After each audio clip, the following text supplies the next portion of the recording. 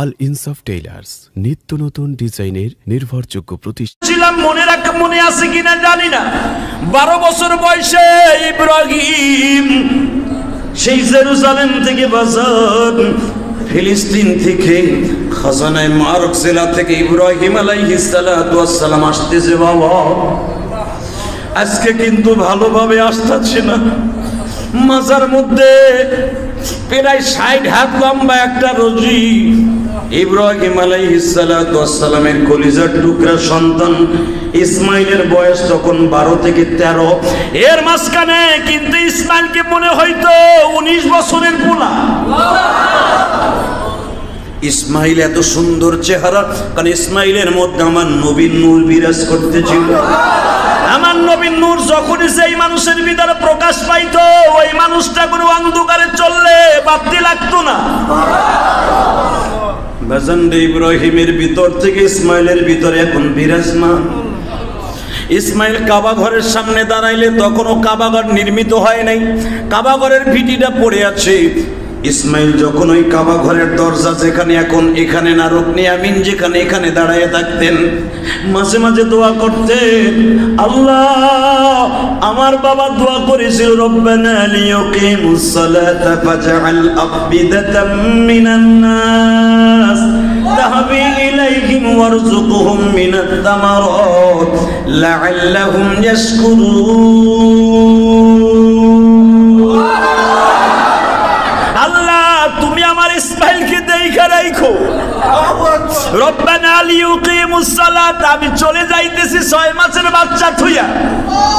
রব্বানা ইন্নী আসকানতু মিন যুররিয়াতি বিওয়াদিন গায়রি যি যার'ইন, এমন একটা জায়গায় রেখে গেলাম যেই জায়গায় কোনো জারাআত নেই, ফসলাদি নেই, গাছগাছলা বৃক্ষলতা তুরলতা কিচ্ছু নাই, ছায়ার কোনো ব্যবস্থা নাই। এদিকে জাবালে কাবা, এদিকে জাবালে সাফা, এদিকে জাবালে মারওয়া, পিছনে সাপোর্টিং হিসাবে জাবালে আবি কুবাইস, এদিকে জাবালে রমরমা, এদিকে দূরে গেলে জাবালে সেই বড় মিনার পাথর, বড় বড় পাহাড়। আপনি দেখবেন হুজুরের দাদার বাড়ির যে পিছনের পাহাড়টা, এই পাহাড়টা কিন্তু বাবা 7.5 কিলোমিটার। মিনার সেই লাশ প্রান্ত পর্যন্ত এই পাহাড়টা, এই পাহাড়ের তলদেশ দিয়ে সুরুম রাস্তা করেছে 4 কিলোমিটার। আল্লাহু আকবার। যেখান থেকে রোড করছে এই জায়গাটাও কিন্তু পাহাড় ছিল।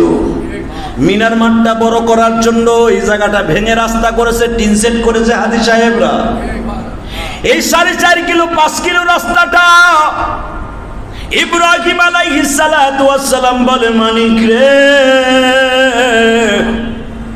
চারিদিকে পাহাড় গায়রি জি যার'ইন।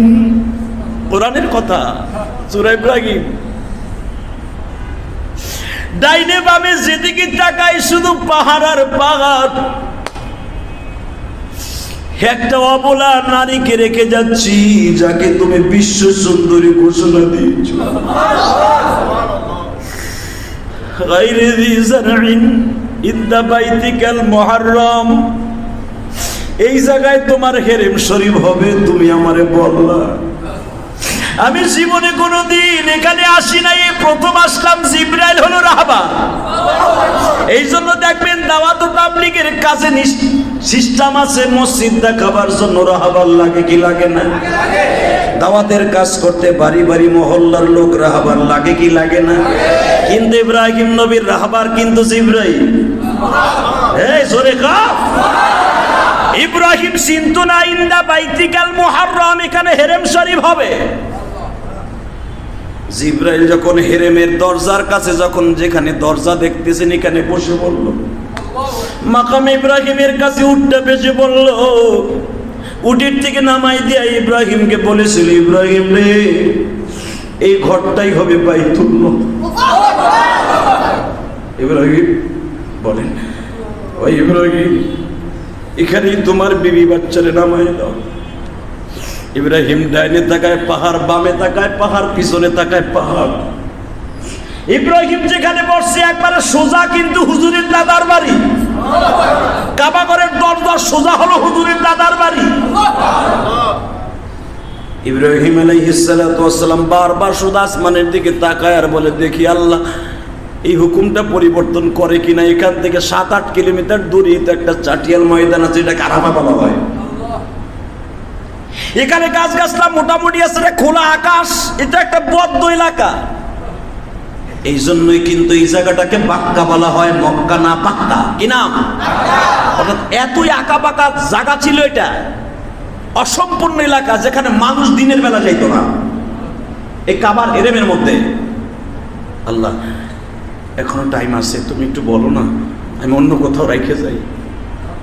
কত কত ঘাট, কত নদী নালা, কত সাগর বিল পাড়ি দিয়ে আমি আসলাম, এমন একটা জায়গায় আমারে রাখতে কও।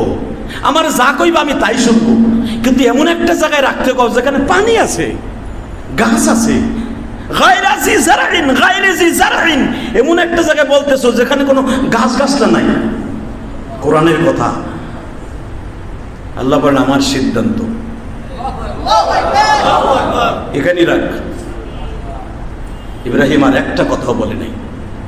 এখানে যদি আমি ইলিয়াস রহমান জিহাদিকে আল্লাহ বলতো যে আপনার বিবিরে ওই নবীনগরের বিলের মধ্যে রাইখে আসেন নৌকায়, মনে মনে কইতাম এক জুমার বয়ানে কাইন্দা কেটে আল্লাহরে খুশি করে নেব, কিন্তু বউরে হেনে তুইতে রাজি না। কথা কর না কেন? নিজের বিবিরে বরিশালে লঞ্চে পাঠাবেন, নিজের টিকিট কেটে দিয়া কেবিনি দিয়া, তারপরে মুটিস পিটিস কয় বাড়িতে যাওয়া পর্যন্ত 17 বার আপনি ফোন দেন। লঞ্চ এখন কই আছে, কোন জায়গায় আছে, গাড়ি এখন মাওয়াঘাটে পৌঁছেছে কিনা, আরিসা ঘাটে গেছে কিনা, যমুনা সেতু পার হয়েছে কিনা, চাঁদপুরের লঞ্চ উঠছে কিনা, লঞ্চটা কত দূর গেছে, কতবার ফোন দাও তোর মার আমার বউর জন্য। আর বিশ্ব সুন্দরী যে হাজেরার পেটে জন্ম নিয়েছে, আমার বিশ্ব নবীর রক্তের ধারা ইসমাইল। ইব্রাহিম আলাইহিস সালাম বললেন, যখন তোমার সিদ্ধান্ত আমি আর কোনো কথা বলবো না, তবে একটা কথা শুনো,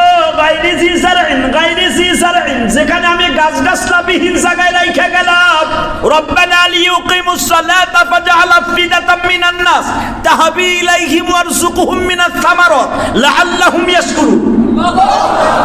রেখে গেলাম তোমার কথাই, কিন্তু তুমি নিজে দেখে রাখবা কিনা বলো। আল্লাহ বলে, ইব্রাহিম তোর ভিতরে কি কোনো সন্দেহ আছে?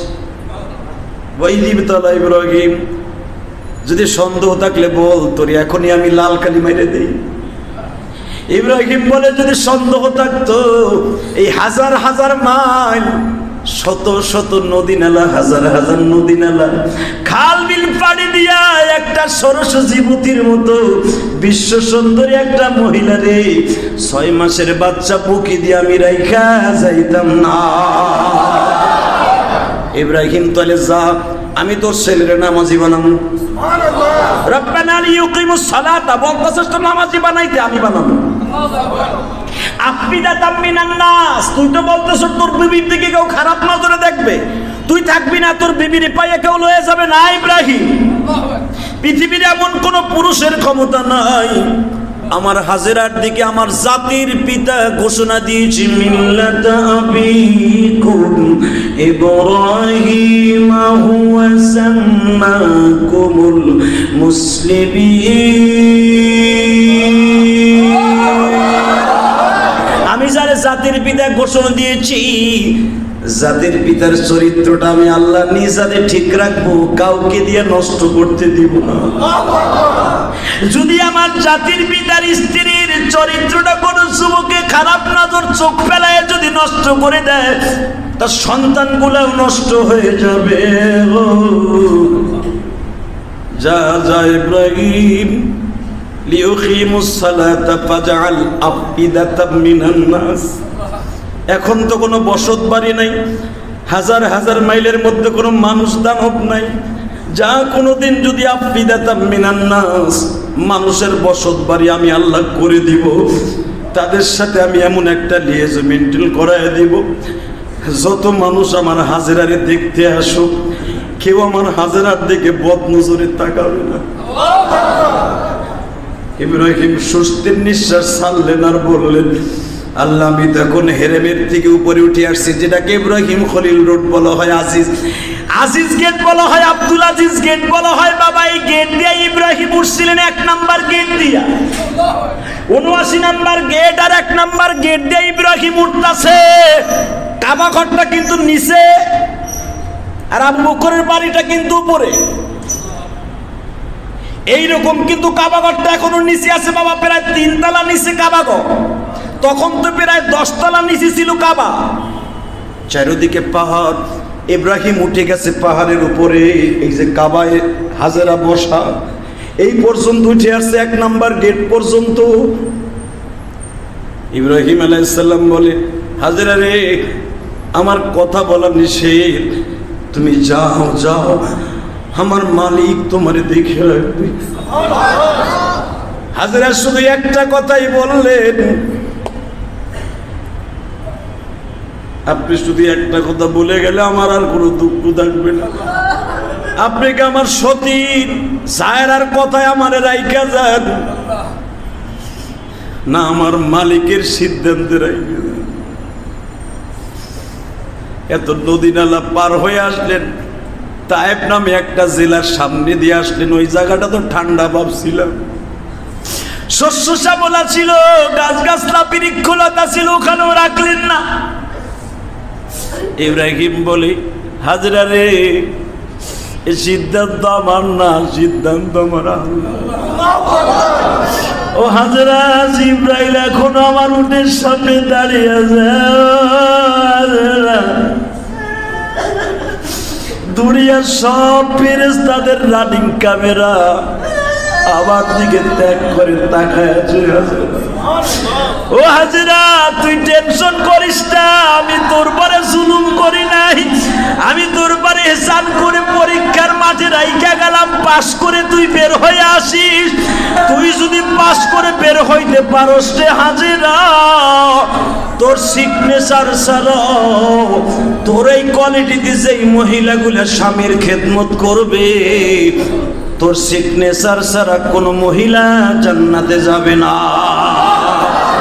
এ বাইরা আমার ওয়াজটা যেই সমস্ত মুসল্লিরা আছেন, মা বোনদেরকে আজকে ডাইনিং টেবিলে বসে খাবার দস্তরখায় বসে ওয়াজটা শুনাই দিয়া বলিয়ে, হাজেরার সাথে জান্নাতে যাইবা জেহাদি বলেছে, অবশ্যই আগ্রহ হয়ে যাবে। হাজেরার সাথে জান্নাতে যাব, বলো কি করতে হবে? 1 নাম্বার কাজ করতে হবে, কোনোদিন স্বামীর হুকুমের বাহিরে কাজ করা যাবে না। স্বামীর পরে অতি তাড়াতাড়ি বরদোয়া দেওয়া যাবে না। 3 নম্বরে, স্বামীর সব কাজের উপরে যদি জায়েজ হয়, সেই কাজটার উপরে তোমার সমর্থন থাকতে হবে, খুশি থাকতে হবে, তাহলে মাওলা খুশি হয়ে যাবে। হাজেরার জান্নাতের গাড়িতে চড়ে তুমি জান্নাতে প্রবেশ করতে পারবে। হাজেরার গাড়িতে থাকবে মা রাহিমা, মা সিয়া, হাজেরার গাড়িতে থাকবে মা খাদিজা, মা ফাতেমা, মা মারিয়াম থাকবে গো বাবা। যেই রেলগাড়ির ভিতরে আপনার বিবির ও আপনার মেয়ের জন্য একটা জান্নাতের টিকিট বুক হয়ে যাবে। এ যুবক ভাইরা, যদি আপনার বিবির হাজেরার গাড়িতে চড়াইতে চান, এই কোরবানির ওয়াজটা দিয়ে ওয়াজটা তাদের কানে পৌঁছাইয়ে দেন। মা হাজেরা আমার দিকে তাকান। ইসমাইলকে তখন একটা রুমালের মধ্যে পেঁচাইয়া 6 মাসের বাচ্চা ইসমাইল বুকের মধ্যে নিয়ে কয়, জাদু রে, ও জাদু, তোমার বাবার জীবনে শেষ দেখা দই খেলো, কোনদিন বাবা বলে ডাক দিতে পারবা কিনা জানি না। ইসমাইল কিন্তু আপনার আমার মতো নয় বাবা। ইসমাইল সব বুঝতেছে, বারবার তুরতুন করে বাবা বাবা বলে ডাকতেছে আর বলতেছে, বাবা গো, এই দুনিয়ায় বাবা ছাড়া যে কত কষ্ট, দুনিয়ার কেউ না জানলে আমি ইসমাইল হয়তো একদিন জানবো। এইটাই বারবার তাকায় তাকায় বুঝাইতে চায়। এত আদরের ইসমাইলকে রাইখা ইব্রাহিম চলিয়া যায়।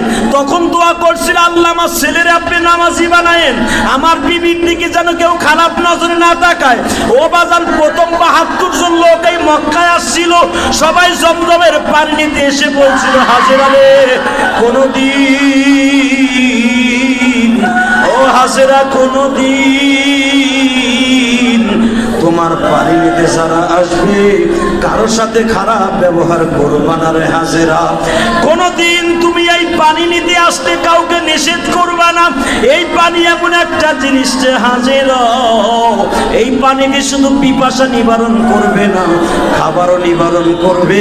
আমার মালিক বলে দিয়েছেন, হাজেরারে তুমি মনে রাখো, এই পানির মালিক আমি তোমাকে দুইজনকে বানিয়ে দিলাম। এ যুবক ভাইরা, মা হাজেরার জন্য গায়রা জিসারিন ইনদা বাইতিকাল মুহাররম রব্বানা লিয়ুকিমুস সালাতা ফাজআল আফিদাতাম মিনান নাস তাহবি ইলাইহিম ওয়ারযুকহুম মিনাস সামারাত। ইব্রাহিম দোয়া করছিলেন, আল্লাহ কিছু ফল গাছের ব্যবস্থা করে দিও। মা হাজেরা ফল গাছ লাগাইলেন, এক রাত্রে একদিনে ফলের ব্যবস্থা হয়ে গেল, খাবারের ব্যবস্থা হয়ে গেছে, পানির ব্যবস্থা হয়ে গেছে। খাবারের ব্যবস্থা, পানির ব্যবস্থা, গাছের ডাল কেটে একটা ঘরের ব্যবস্থাও হয়ে গেল। আরে বাবা, শুধু দুইজন মেনকাবা ঘরের পাশে মা হাজেরা আর ইসমাইল। গত জুমায় বলছিল 4 বছরের মাথায়, 8 বছরের মাথায়, আজকে আসতেছে বাবা এত বড় রশি একটা মাজার মধ্যে পেঁচাইয়া দুই ধারে ধারালু খাঞ্জর নিয়ে আসতেছে, যেটা হীরার মতো ধারাবো বাবা। পাথরে লেগে যদি শরীর আঘাতে পাথর কেটে যায়, বুঝিয়ালেন পৃথিবীতে সেই শরীরটা কত ধারালু ছিল। ইসমাইল তোমার আমার 19 বছরের পুলার মতো বড় হইতো, আর এই জামানায় 12 বছরের পুলা আমাদের দেশের 19 বছরের পুলার মতো লম্বা। ইসমাইল দাঁড়িয়ে আছে হেরেমের মধ্যে, ইব্রাহিম আসছে। এবার তো ইসমাইল বাবারে চিনে, বাবারে দূরের থেকে দেখিয়া ইসমাইল আজকে একটু গুসা করছে। 2 বার আসলা গো বাবা, এমন কি অপরাধ করেছি? তোমার শর্ত অনুসারে তো নামাজি আমি জীবনে 1 ওয়াক্ত নামাজ কামাই দেই না। আর আমার মা এমন একটা হতভাগিনী, সারা রাতের ভিতরে একটা দিন ঘুমায় না। আমার মা হেরেমের সামনে বসে খালি বলে, মালিক রে, তোমার খলিল কি একটা দিন আমার ঘরে একটু বসবে না? আমি একটা ঘর বানাইছি থাকার জন্য, মনে হয় আমার স্বামীর কাছে পছন্দ হয় নাই। ও বাবা, আমার মা তোমার কাছে কি অন্যায় করেছে? একটা দিন তুমি আমার মার ঘরে বসলা না, 2 বছর 2 বার আসলা, 1 মিনিটের জন্য মার ঘরে ঢুকলা না। এই জন্য মনের মধ্যে বড় একটা গুসা। এবার আজকে ইব্রাহিম গত 2 বারের চাইতে একটু কোয়ালিটি ভিন্ন। সুবহানাল্লাহ বলেন না? 2 বারের চাইতে এইবারে আসাটা একটু কোয়ালিটি ভিন্ন। এবার ইব্রাহিম খলিল রোড দিয়ে নাই ভাই ডাক দিচ্ছে, ইসমাইল রে বাবা রে আয় আমার কোলে আয়। দেখবেন পোলারে আপনি কোলে নেন নাই, টাকা চেয়েছিল, অনুরোধ করেছিল বাবা কিছু টাকা দেন। ইসমাইল ঠিক একই রকম আপনার সন্তানের মতো আজকে বলছে বাবা দিবা না, দিলেন না। দেখবেন পরবর্তীতে কোলে নিতে গেলে একটু গুসা করে, না তোমার কোলে উঠবো না, তুমি আমারে নেও না, 2 বার চাইলাম টাকা দিলে না, এখন নেবো না। গুসা করে কি করে না? করে, কিন্তু নেয় না। আল্লাহর খলিল ইব্রাহিম আজকে ডাক দিয়েছে, ইসমাইল আয় কোলে আয়। ইসমাইল বলেন না, আমি কোলে উঠবো না, তুমি একটুখানি আদর করে চলে যাইবা। মা হাজেরা দেখলেন আবার ইসমাইলের বেয়াদবিমূলক আচরণ কেমন যেন আশকারা হইতেছে। মা হাজেরা জানে আমার সন্তান ইসমাইল নবী হয়ে যাবে। ছোট্ট মানুষ, মাসুম বেগুনা ইসমাইল। মা দূরের থেকে সারা দিয়া বলে, ইসমাইল রে, তোমার বাবা কিন্তু সমস্ত মানুষের জাতির পিতা, মুসলমান জাতির পিতা। ও ইসমাইল, ভুলে যাস না তোর বাবা ওই মালিকের অর্ডার ছাড়া কোনো কাজ করে না। ইসমাইল দৌড়ে বাবার উটের পরে গেলেন। এবার আশ্চর্য হয়ে যাবেন, যুবকগুলা ভালো করে শিখিয়ে দেই, যাদের বাবা নাই কলিজার মধ্যে এখন কোষের মতো, শৈল মাছের মতো, কোষের কালির মতো আঘাত করবে জানি। ইসমাইল অতি তাড়াতাড়ি বাবার উটের কাছে বুট হয়ে শুয়ে পড়েছে। বাবা তুমি উটের থেকে নামবা, আমার পিঠের উপর দিয়ে ও বাবা তুমি আমার পিঠের পরে কদম দাও। বাবা গো তুমি আমার পিঠের পরে ও বাবা তোমার পায়ের কদমের ধুলি যদি আমার পিঠে শরীরে স্পর্শ করে গো বাবা আমি ধন্য হয়ে যাব, এই বাক্কা শহর ধন্য হয়ে যাবে। তুমি 2 বার আসছো এই জমিনে, তুমি নামও নাই গো বাবা। ইব্রাহিম উটের পরে বসে বলে মালিক তোমার কারিশমা বুঝি না, তোমার কাছে আমি বলছিলাম রব্বি হাবলি মিনাস সালিহিন ফাবাশশারনাহু বিগুলামিন হালিম, আল্লাহ দিবা আমার একটা নেককার সন্তান দিও। ফাবাশশারনাহু বিগুলামিন হালিম রব্বি হাবলি মিনাস সালিহিন, আল্লাহ আমারে দিও গাঞ্জা কর হিরোইন কর পোলা দিও না, আমারে তুমি নেশা কর পোলা দিও না, আমারে দিলে একটা রব্বি হাবলি মিনাস সালিহিন নেককার সন্তান দিও। আল্লাহ আমি 12 বছর বয়সী পাইয়ে গেছি, আমার পোলা এমন কোয়ালিটিতে আমার খেদমত করতে চাইতেছে, আমার বুকটা ভরে গেছে, বুকটা ভরে গেছে। আল্লাহ আমার পোলা আমাকে পিঠের পরে করে নামাইতে চায়। এ যুবক ভাইরা ওয়াজটা পকেটে নিয়ে নে, সারা জীবন বাবার এইভাবে খেদমত করতে পারবি কিনা বল। দেখ আমার আল্লাহর খলিলের সন্তান কি করে, দোয়া করেছে আল্লাহ আমার একটা নেককার সন্তান দিও। এটা কেমন নেককার সন্তান, বাবা তুমি আমার পিঠের উপরে পাড়া দাও। ইব্রাহিম আল্লাহর খলিল বলে বাবা না বাবা না বাবা, তুমি যে কি এটা আমি জানি, তুমি জানি তুমি যে আল্লাহর কাছে কি এই মুহূর্তের জন্য তুমি জানো না, কে জানে, কে কে আল্লাহ তোমারে এমন ভাবে পছন্দ করেছে তুমি জানো না, আমি ইব্রাহিম জানি। বাবা তুমি ওঠো গো বাবা। ইসমাইল উঠে গেলেন, ইব্রাহিম লাফ দিয়ে উটের থেকে নামলেন। বাবার ইসমাইল বুকের মধ্যে নিয়ে বলে বাবা ইসমাইল বলো তো বাবা তোমার কাছে আছে কেমন লাগে। ও বাবারা ভাইরা যারা বাবারা ফেলেছি দুনিয়ায় এই আদর আর কোথাও পাইবা না, পয়সা দিয়ে কিনতে পারবা না, যেটা বাবার কাছে পাওয়া যাবে। আমার নবী এই জন্যই 6 বছর বয়সে চাচাদের বুকটা জড়িয়ে ধরে বলতেন ও চাচা এইখানে কি বাবার আদর পাওয়া যায়। হুজুরের চাচা আবু তালেব বলতেন বাবা আমি কি আপনারে বাবার আদর একদিনও দেই নাই। আমার নবী বলতেন আমার চাচারে যদি না বলি কষ্ট হবে, চাচাজি ইয়া আম্মি আপনি বাবার চাইতে বেশি আদর দেন, কিন্তু চাচা আমার বাবা বেঁচে থাকলে হয়তো আমি যেই জিনিসটা অনুভব করতাম ওইটা তো আর আমি পাই না। তখন আমার নবীর এই উত্তরে আবু তালেব বলেছিল বাবা দুনিয়ার সব আমি তোমারে দিতে পারবো, কিন্তু তোমার বাবার আদর তো আর দিতে পারবো না। আরে যুবক আশ্চর্য হয়ে